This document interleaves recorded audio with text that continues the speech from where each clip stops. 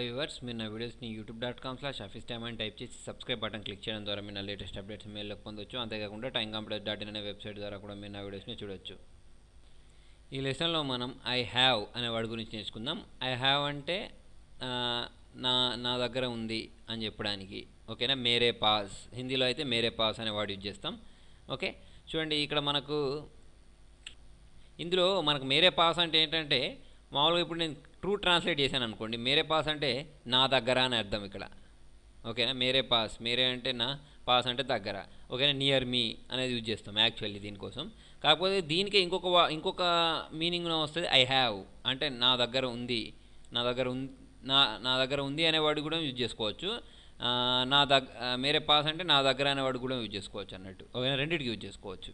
Okay, చూడండి ఇక్కడ మేరే పాస్ పెన్ హై, I have pen, I have a pen అంటే నా దగ్గర పెన్ ఉంది అని అంటే దానికోసం మేరే పాస్ పెన్ హై అంటే నా దగ్గర పెన్ ఉంది అని అర్థం. ఇక్కడ నా దగ్గర, ఓకేనా, ఇది యూజ్ చేసుకోవచ్చు. నెక్స్ట్ వచ్చేసి ఐ హ్యావ్ ఏ ఫోన్ అంటే మేరే పాస్ ఫోన్ హై, ఓకే, నా దగ్గర ఫోన్ ఉంది.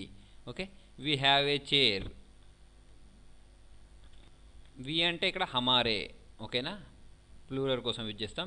హమారే పాస్ కుర్సీ హై, కుర్సీ అంటాం దీనిలో హిందీలో. ఓకేనా, చైర్ని కుర్సీ అంటాం. తెలుగులో కూడా అదే యూజ్ చేస్తూ ఉంటాం, మామూలుగా కుర్చీ అంటూ ఉంటాం. ఓకే, ఇక్కడ మేరే పాస్ కుర్సీ హై. ఓకే, నెక్స్ట్ వచ్చేసి యూ హ్యావ్ ఏ కీ, తుమారే పాస్ చాబీ హై. కీ అంటే ఇక్కడ ఏంటంటే చాబీ అంటే ఇప్పుడు నేను ఏదైనా ఒక సెంటెన్స్ చెప్తున్నానంటే ఆ సెంటెన్స్లో మీరు అది ఎలా ఫామ్ అయిందో కాకుండా దానిలో ఉండే వర్డ్స్ని కూడా గుర్తుపెట్టుకోవాల్సి ఉంటుంది. ఇక్కడ చాబీ అనే వర్డ్ యూజ్ చేసుకోండి.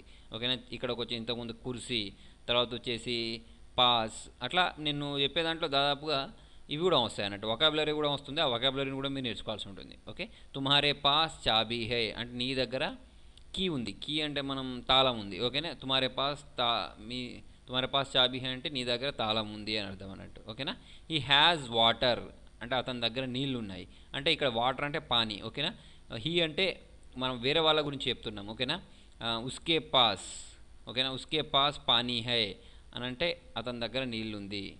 ఓకేనా, తర్వాత దే హ్యావ్ మనీ అంటే ఇక్కడ ఉస్కే అంటే దే అంటే ఎక్కువ మంది ఉన్నప్పుడు, దే అంటే ఎక్కువ మంది ఉన్నప్పుడు కదా, అంటే ఉన్కే పాస్ పైసే హే, ఉన్కే అంటే చాలామంది ఉన్నప్పుడు యూజ్ చేస్తాం.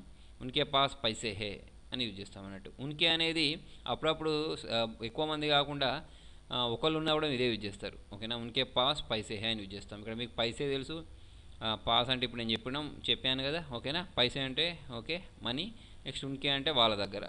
ఓకేనా, వాళ్ళ దగ్గర డబ్బులు ఉన్నాయి అని చెప్పడానికి ఉన్కే పాస్ పైసే అయిన వాడు యూజ్ చేస్తాం.